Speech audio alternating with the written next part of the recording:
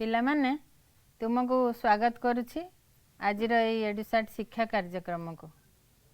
पूर्व कार्यक्रम रे आमे तुमर माध्यमिक व्याकरण पुस्तकर द्वितीय अध्याय नंतविधि सत्वविधि और साधारण अशुद्धि विषय रे आलोचना करछे। प्रथम अध्याय रे आमे नंतविधि कौन सत्वविधि कौन ता विषय रे तो आलोचना कले। एबे आमे द्वितीय भाग रे साधारण अशुद्धि विषय रे आलोकपात करवा आलोचना को जिबा। तेबे तुम्हें साधारण अशुद्धि कौन से विषय रे जानिबा आ शुद्ध शब्द कौन से विषय रे मध्य अवगत हेबा। तेबे आसीबा हमर साधारण अशुद्धि। पिला माने तुम्हें जानिच पिला टीए जन्म हेले मातृगर्भर जेतेबेले भूमिष्ठ हुए से कुआ कुआ शब्द करे। तापर से शुणी शुणी परिवार रे अनेक कथा शिखी जाए। धीरे धीरे अनेक गुड़िए शब्द से कही पारे। तार विद्यारंभ पूर्वरु से प्राय 15,000 रु अधिक शब्द कही पारे किंतु लेखि पारे नाही। पिला माने आम भाषार दुईटी रूप हला कथित आउ लिखित। कथित आउ लिखित भाषा मध्य व्यवधान खूब बेसी। जेतेबेले आमे कौनसी शब्द को कहिबा ताहा सहज मन हेबो। जेकोनसी लोक जेकोनसी शब्द कहले कहि पारिबो किंतु लेखिबा समस्तंग पाखरे संभव नुहे। काहेकि ना जे केवल शिक्षित जे शिक्षा लाभ करछंती से सठिक भाव में लिखि पारिबे। तेबे मनकर गणेश गोटे शब्द। गणेश शब्द को तो समस्ते कहि पारिबा किंतु शिक्षित व्यक्ति ही जे लेखि जानिछि से केवल लिखि पारिबे एवं ठीक रूपे लिखि पारिबे जे गणेश शब्द रे केउ सर व्यवहार होइछि। तमे जानिच पूर्व आलोचना रे आमे नेइथिले जे स केमती भिन्न भिन्न प्रकार 3 प्रकार स अछि। आमे गणेश लिखिला बेले जे शिक्षा लाभ करिछि से केवल जानि परिबो गण ईश गणेश। तेणु एठारे तालव्यस व्यवहार हुए। जे पाठ पढ़ी नाही से कहि परिबो नाही। एइथरु आमे जानिले जे लेखा पढ़ा करिवार गुरुत्व आ कथित आ लिखित भाषा मध्य व्यवधान केते बेसी। तेबे आमे तो पढ़ू आ लेखु पठन आ लेखन ए दुईटी होछि आम शिक्षार कला। पढ़िबा तो आमे पढ़ी दउछु किंतु अनेक समय लेखिला बेले आमे अनेक भूल करि बसु। अनेक त्रुटि देखा जाए आमर लिखन बेले। खातारे तमे देखिथिबो रचना जेतेबेले संशोधन करा जाए दीर्घ प्रश्नर उत्तर जेतेबेले लिखा जाए गुरुजी गुरुमा सब लाल रंगर काली रे सब गोल बुले थांती एवं तले ताकू 5 थर लेखि अभ्यास करिबा पय निर्देश दे थांती। एथिरे तुमर बनान र शुद्धता आसे। ठीक सही परी आमे आमर लिखन रूप को शुद्ध करिबा सठिक करिबा निर्भुल करिबा ताहले आम साहित्य सरस सुंदर हेबो एवं आम लेखा शैली मध्य उच्च कोटीर हेबो। सेइथि पई आमे शुद्ध लेखिबा ठीक पढ़िबा निहाती आवश्यक।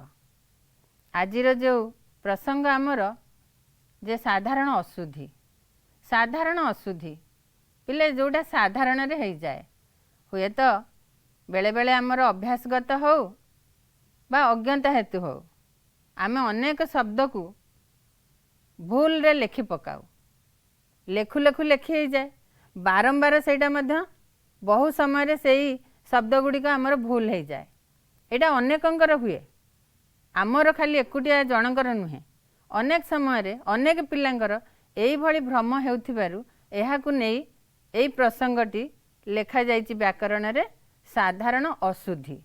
एई साधारण अशुद्धि को आमे किपरि भाबरे शुद्ध करिबा भाषा को सरस सुंदर करिबा पय निर्भुल शब्द व्यवहार करिबा आम ओडिया भाषा शब्द गुड़िकर व्यवहार बेले बेले केतेक साधारण अशुद्धि तो निहाती भाव में देखा जाए ताकू संशोधन करने आमर आवश्यक। तेबे ये अशुद्धि गुड़िक गोटे प्रकार ना भिन्न भिन्न प्रकार। तेबे आस देखिबा तुमर पाठ्यपुस्तक साधारण अशुद्धि विषय आज आलोचना करिबा। ए अशुद्धि अनेक प्रकार होता है, यथा वचनगत, लिंगगत, विशेष्य और विशेषणगत, णत्वविधिगत, सत्वविधिगत, संधिगत, समासगत, कृदंतगत, तद्धितगत एवं बनानगत अशुद्धि। एई भली भिन्न भिन्न प्रकार अशुद्धि आमर रही।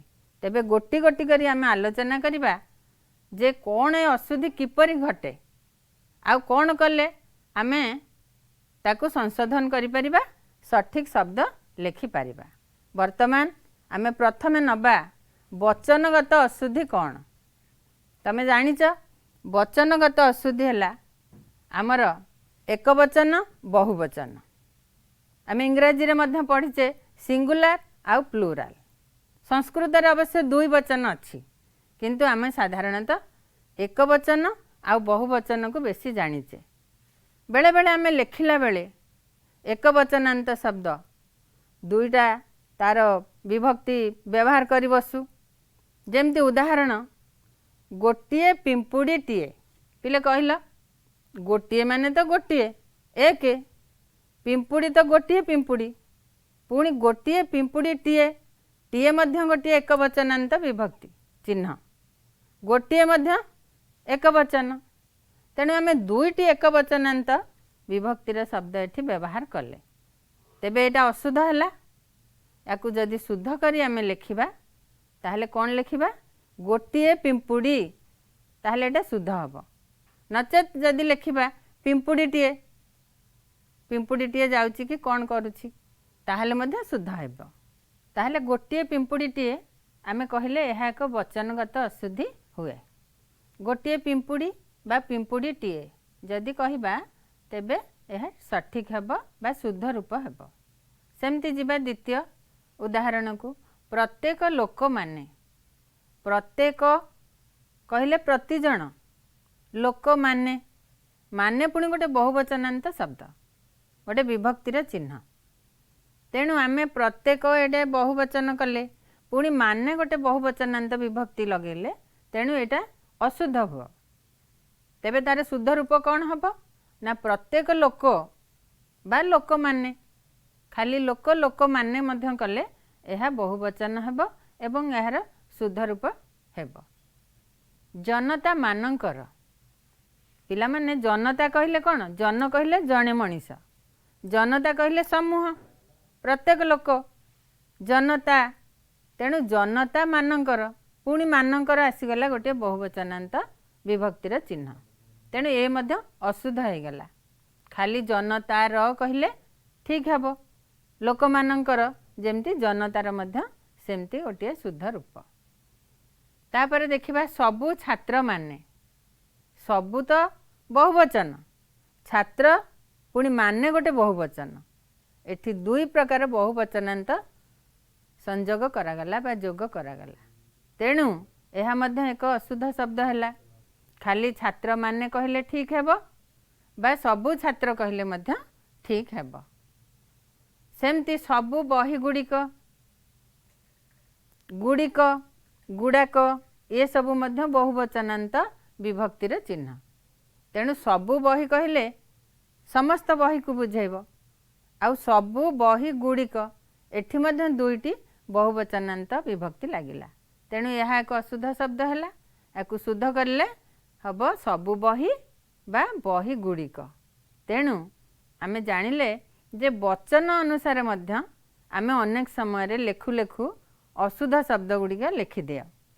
तेणु ताकू शुद्ध करबा पई आमे देखिबा एक वचनांत शब्द हेले एक वचन रे, बहुवचनांत शब्द हेले आमे बहुवचन रे लिखिले ताहा शुद्ध हेई पारिबो।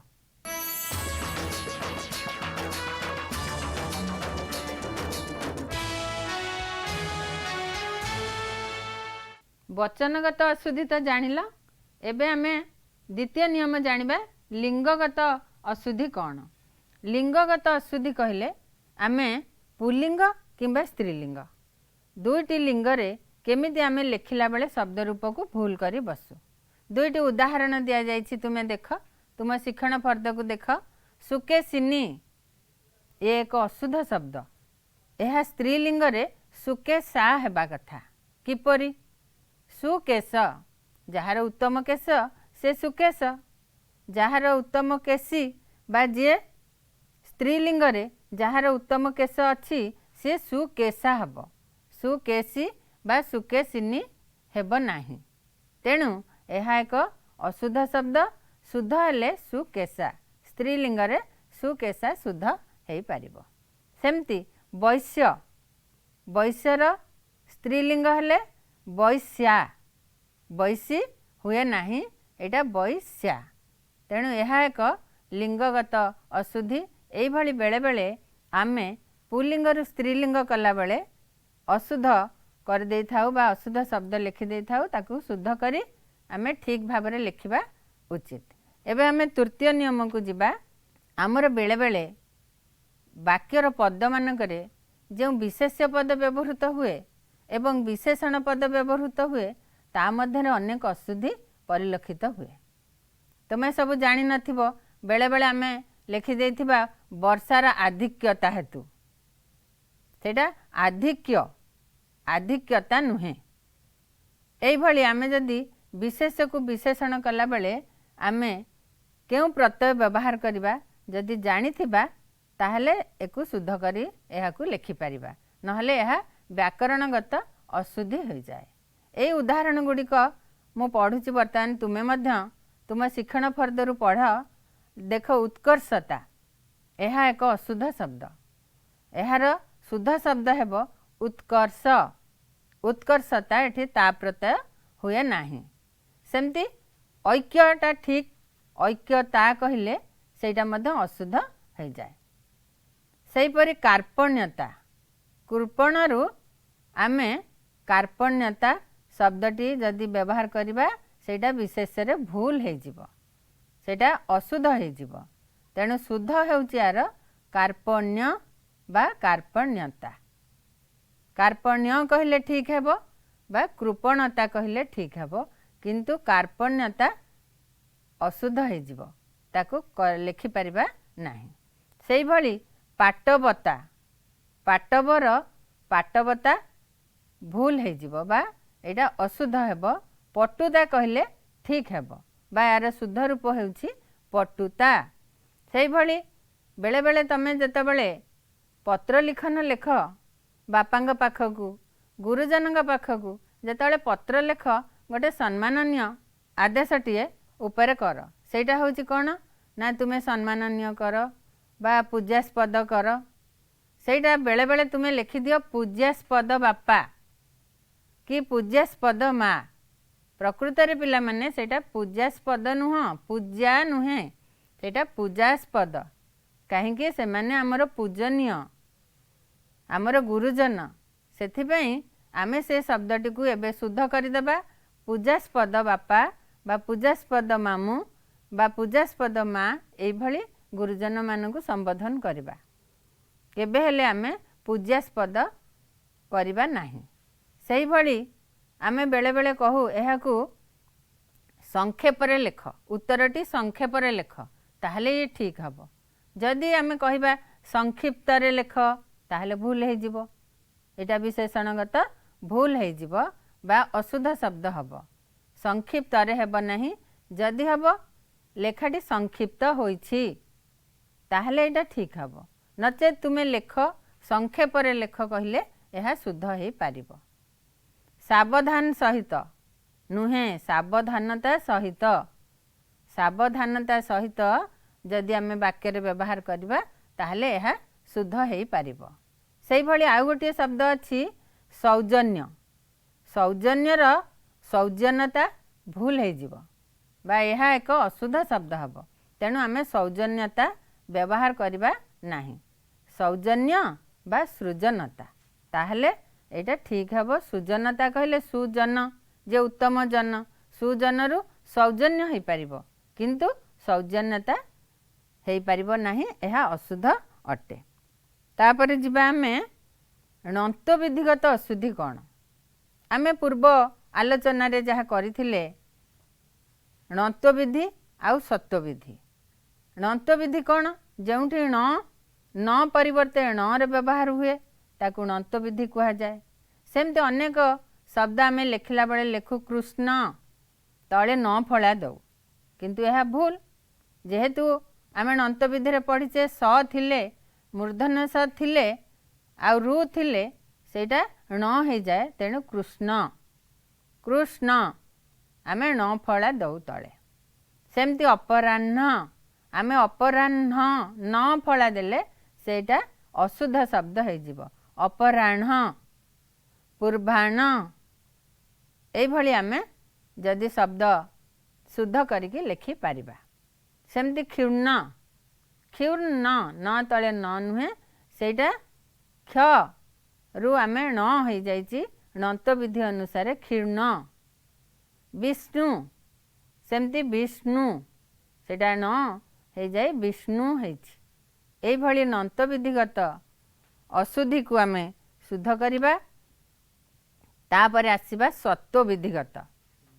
सत्व विधि मध्य ठीक सही परी सत्व विधि रे मध्य अनेक अशुद्धि आमे लेखि बसु, जेमती आविष्कार पुरस्कार परिष्कार एगुड़िक सबू आमे जेतेबेले जानिचे सत्व विधि रे जेतेबेले विसर्ग संधि हुए सेतेबेले आमे दंत्य स को मूर्धन्य स करू, तेणु आविष्कार आविष्कारटा आमे सबुबले मूर्धन्य स क करी आविष्कार करू, एटा तार शुद्ध रूप।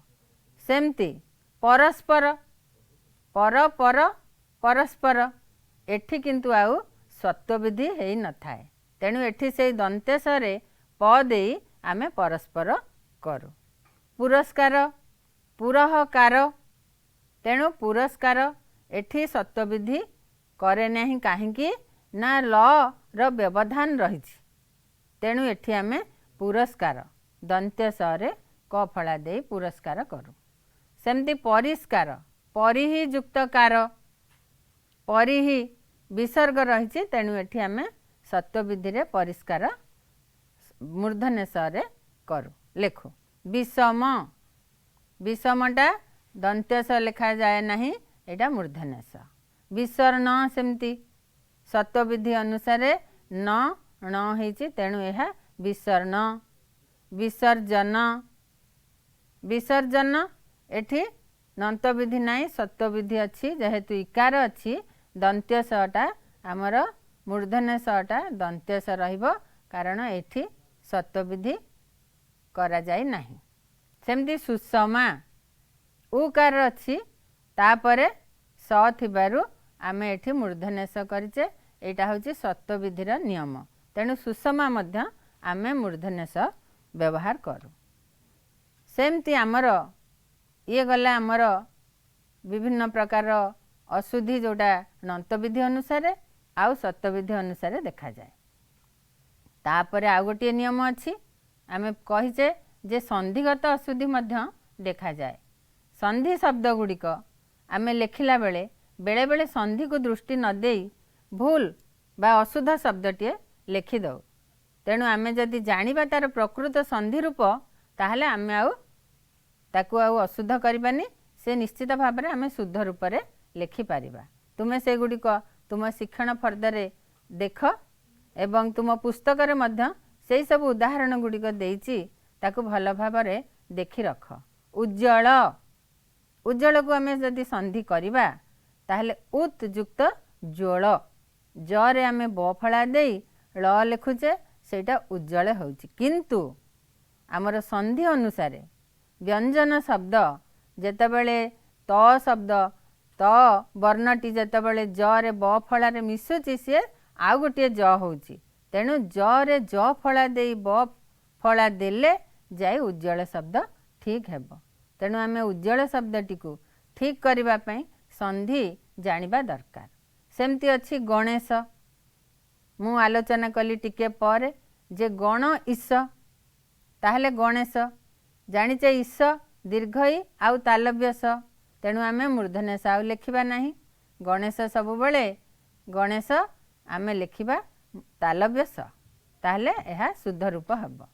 सेमती गिरीश गिरिजुक्त ईश गिरी कहले कौन पहाड़ दीटा हर्षे ई आउ दीर्घ ई मिसिले से पुणी दीर्घ इकार हो जाए तेणु गिरीश लिखिला बेले ग हर्षे इकार दबा रे दीर्घ इकार दबा एवं तालव्यस लिखिबा ताहले गिरीश मध्य ठीक हब शुद्ध रूप हब।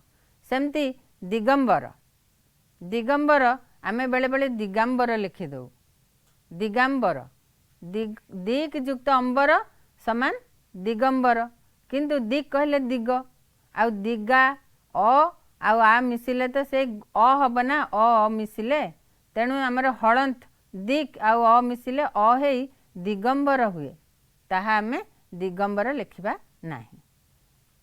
दुरावस्था बेले बेले आमे लिखिदौ दुरावस्था तांकर दुरावस्था जोगु किंतु सेटा दुरावस्था नुहे दुहु अवस्था समान दुरवस्था दुहु अर्थ मंद बा खराब दु अवस्था दुरवस्था लिखिले यह निर्भुल हेब।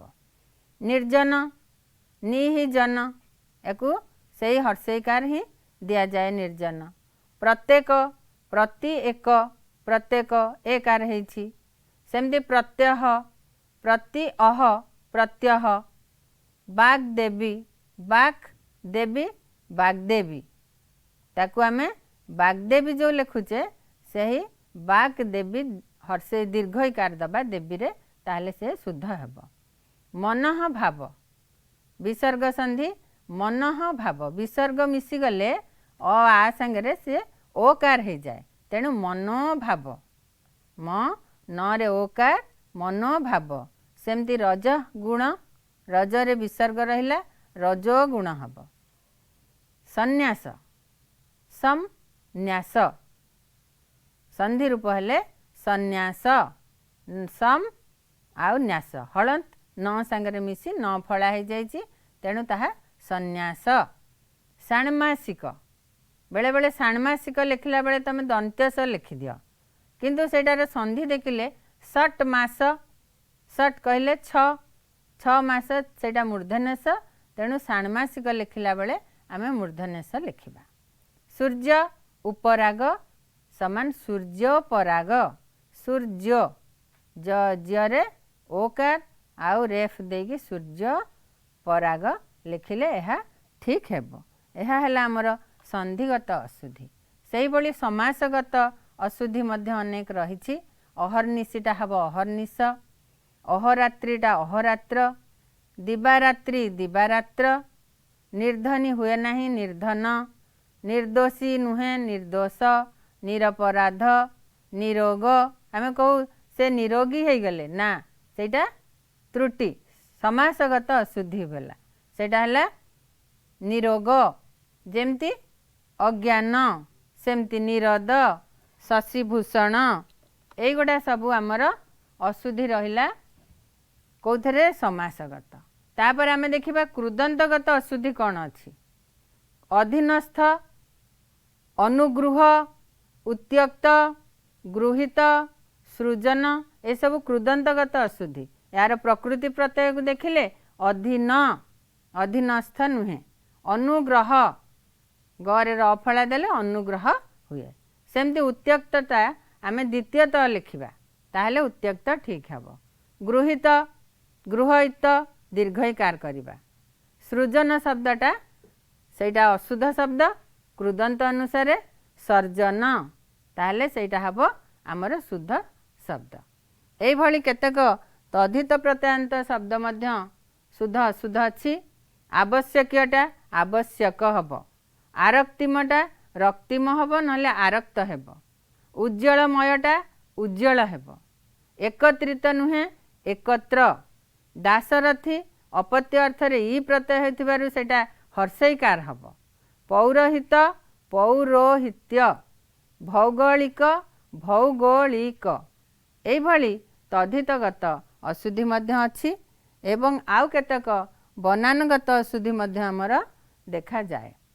एबे तो जानिले कृदंत आउ तद्धितगत अशुद्धि तेबे आहुरी अनेक अशुद्धि आमर बनान रे रह जाए यहाँ को बनानगत अशुद्धि कहा जाए जेमती आम अंजलि लेखु दीर्घईकार दौ असवर्ण लेखु आम अवसर्ण लिखला बेलू न लेखु अनुसूया लेखु अनसूया को आम अनुसूया लिखिदौ एगुड़ा सब अशुद्ध अंजलि आम हर्षईकार दबा अवसर्ण न रे न फला देबा अनुसूया नुहे अनसूया आम लिखिबा सेमती अनुदित अस्तायमान भुवनेश्वर लिखला बेले आम दीर्घकार दे दो सेटा भूल हो जाए भुवनेश्वर आम हर्षोकार देबा अभड़ा कहू किंतु सेटा अबढ़ा अम्य दीर्घकार न दे आम हर्षईकार देव यही सबू अशुद्ध शब्द को शुद्ध करी लिखिबा आम लिखित भाषार